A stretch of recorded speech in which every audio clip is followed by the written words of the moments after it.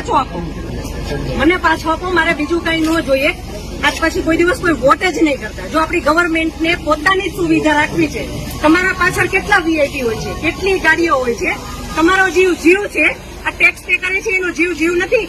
આ છોકરાઓનું શું, આનું ભવિષ્ય શું? આને ડોક્ટર બનાવી છે, આને એન્જિનિયર બનાવો છો, હું કઈ રીતે બનાવીશ?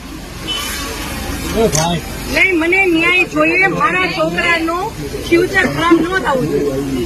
આટલા વર્ષની સર્વિસમાં એને ટેક્સ તમે કટ કરીને તમે સેલરી આપો છો ને, અને ઉપર જતા અમે કઈ પણ વસ્તુ ખરીદીએ છીએ, ક્યાંય જઈએ છીએ, ખરીદી ટોલ ટેક્સ, બધા ટેક્સ તમે અમારી પાસેથી લ્યો છો. તો મારા ઘરવાળાને જયારે જરૂર હતી ત્યારે કોઈ ફેસિલિટી નથી મળી. મને એનો ન્યાય જોઈએ. તમે લોકો અહીંયા જ રહ્યો, તમે કયો મને કે તમે શું કરશો એના માટે. આ એક નહીં, આના જેવા જેટલા ભાઈઓ બધા નિર્દોષ હતા, બધાને આવડા છોકરા હતા.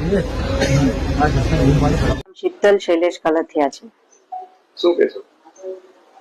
મારું કહેવું એ છે કે જે પહેલગામમાં જે આતંકવાદીએ હુમલો કર્યો છે એમાં જે આપણા હિન્દુ ભાઈઓની અને મારા પતિ શ્રી શૈલેષ કલથિયાની મૃત્યુ થઈ છે, તો મારે સરકારશ્રીથી અપેક્ષા છે કે જેવી રીતે તમે ઉરી અટેક અને પુલવામા અટેકમાં બધાને ન્યાય અપાવ્યો છે, તો એનાથી પણ વિશેષ ન્યાય તમે અત્યારે પણ અપાવશો એવો મને પૂરેપૂરો મારી સરકાર પર ભરોસો છે. મોદી સરકાર પર મને પૂરેપૂરો ભરોસો છે કે મારા બાળકોને અને મૃત્યુ પામેલા તમામ પરિવારના બાળકોને ન્યાય મળશે. એ સિવાય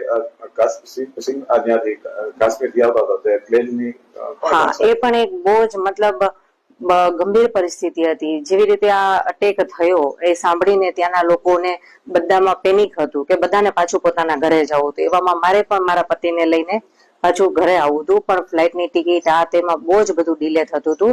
પણ આપણા ગુજરાતના જે સરકાર જે છે, CR Patel sir, Harsh Sanghavi sir, એ લોકોની મદદથી હું ત્યાંથી રાત સુધીમાં મને એ લોકોએ સુરત પહોંચાડી મારા પરિવાર સહિત.